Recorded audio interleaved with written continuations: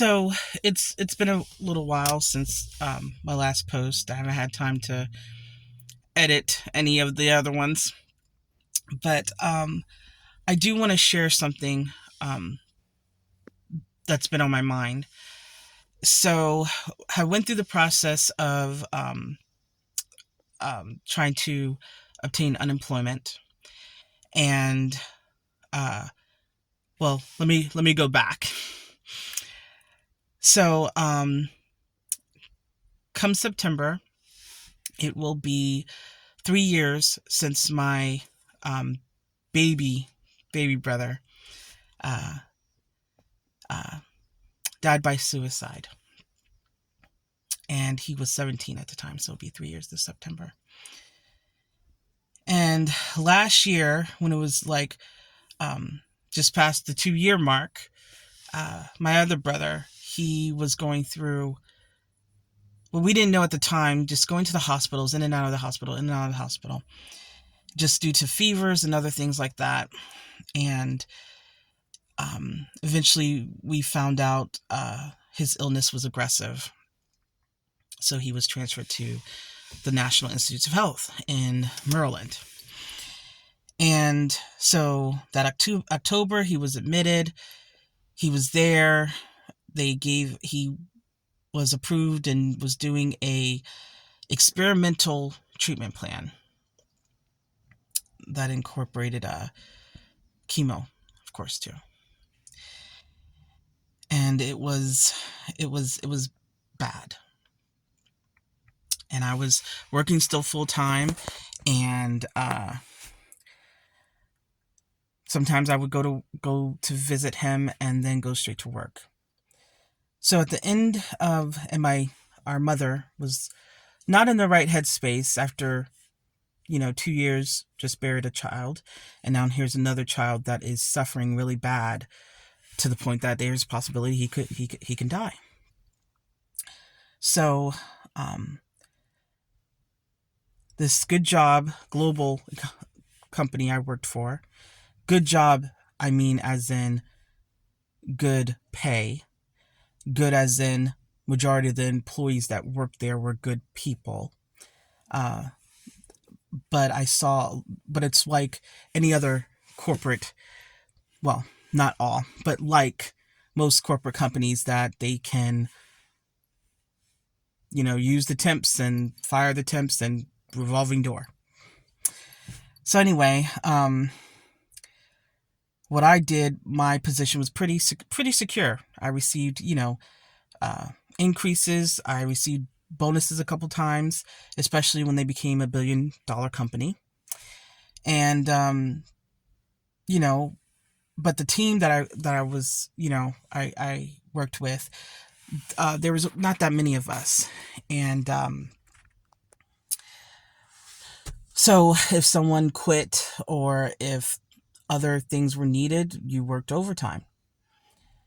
And for the most part, didn't really mind, especially, because you're getting paid overtime, time and a half. And I am, not married. My grandmother that lives with me is pretty self-reliant, so I didn't mind. And so it came to a point where it's the holidays, and I informed this company that, I'm the main one going to go visit my brother all the time. I'm the one that's helping him to speak for him, because especially the first round of chemo, he couldn't really talk. And I'm the one checking on him, making sure the nurses are staying on top of their work. Don't get me wrong, there are really good nurses out there, but I do know sometimes people get tired and people get complacent. So I was going there regularly, and it's started to take a toll. But at the same time, I was frustrated, and came to a point that, okay, it's the holidays. I have no idea if my brother's going to survive this holiday. I already lost one baby brother, and this job is not, no job is worth it. So I wasn't worried about leaving that job because I also had a part-time job that I had yet to be able to participate really in as a substitute teacher because I'm working full-time, 10, 12 hours a day sometimes. Uh, and So I voluntarily quit my job to be with my brother during those holidays. And he was, released in March of this early year. So from October all the way to March, he was at NIH. And it was something he had to, learn to, walk all over again. His writing was like a kindergartner's until, and, just speaking. So, but his progression, first round of chemo broke him down, but then, his body, I guess, got used to it. And I expected it to get as worse as it did before, but it didn't. He was able to talk. He was able to, write again. He wasn't as delusional. That medicine made him a little delusional at times. But he progressed and he got stronger and got, healthier.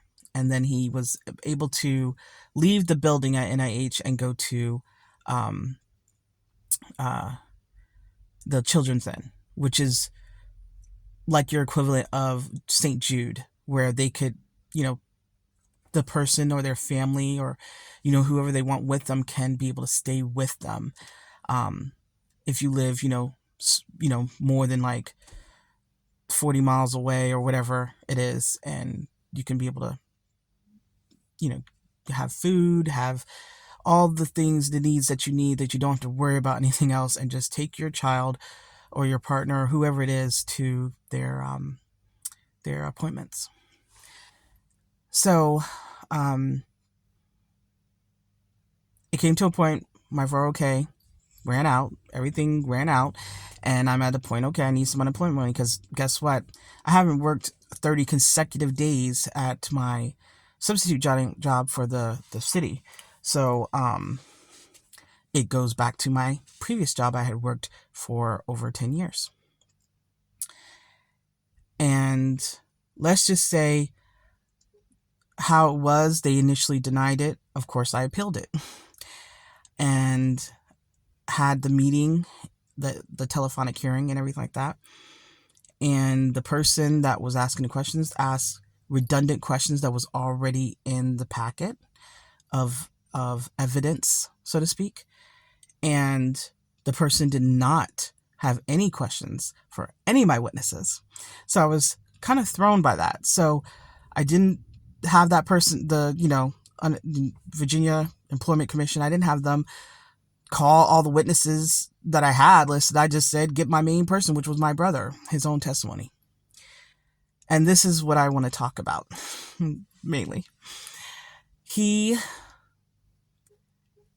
Lord showed me how he was there. My brother testified of things that I had forgotten about. And I felt the power in his words. And I know that the person that was on the other end of that phone heard the power of his testimony. And I think it was a reason the Lord had to show me that he was there. Because then I would probably have questioned, Lord, why weren't you there? Why didn't you help or whatever? But that evening, after being touched by the words of my brother, the testimony of my brother saying that he did need me, and if I hadn't been there and hadn't been coming, how dark and where his place would have been, would he been motivated to continue moving on, anything. If I didn't know that the Lord was there to help him say what he needed to say, to testify what he said,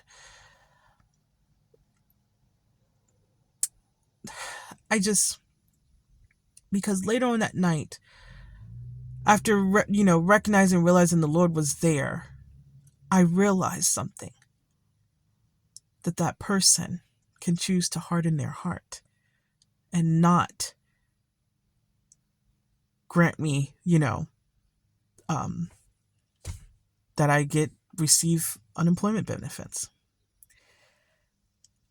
And it blew my mind when I realized it that evening. I was like, oh my gosh, The Lord, that's true. The Lord can show you the way. The Lord can do, thunders and lightnings, and he can fires and smoke. He can do great miracles that seem small to the human, mind. But he does not mess with agency. Everybody has a right to choose. And everyone can choose to harden their heart.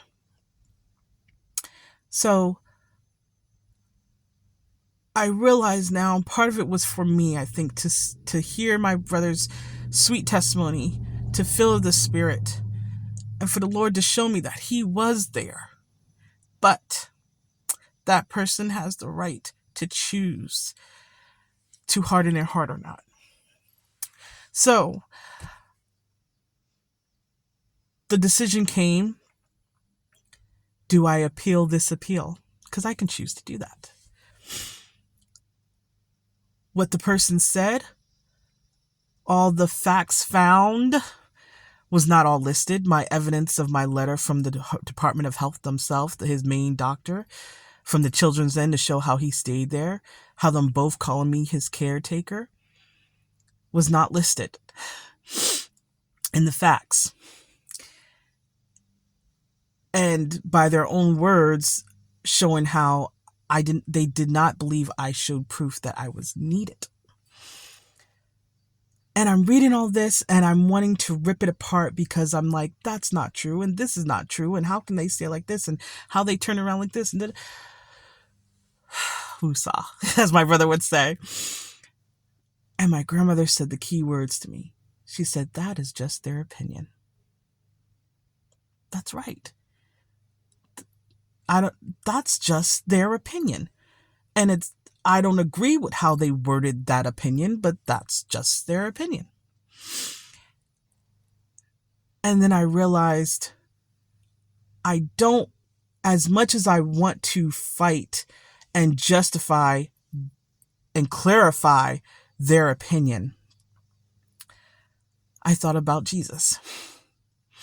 He knew who he was. He knew what his mission was. And he did not, when they would question him in that mock trial, he didn't justify anything. There were moments where he did not speak at all. So I realized too that this was making me not have the peace in my life that I can have. This was stressing me out. This was it was not worth it. The Lord had already been taking care of me all those months when my 401k stopped. When the money drained out, the Lord has been taking care of me. The church has been helping me with some of the bills I could not, do on my own. I've been able to go to the bishop's storehouse to receive food and other personal, items, hygiene items and cleaning supplies. So I've been being taken care of. The Lord has taken care of me. So I don't need their money. And I'd rather have the peace that I want back, this thing has just been stressing me out about it. So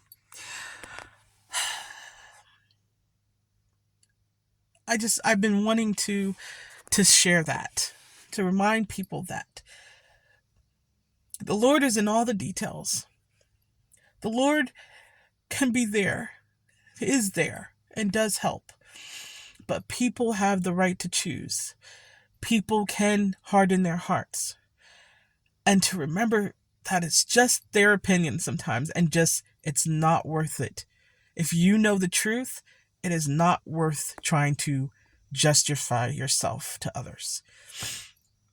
And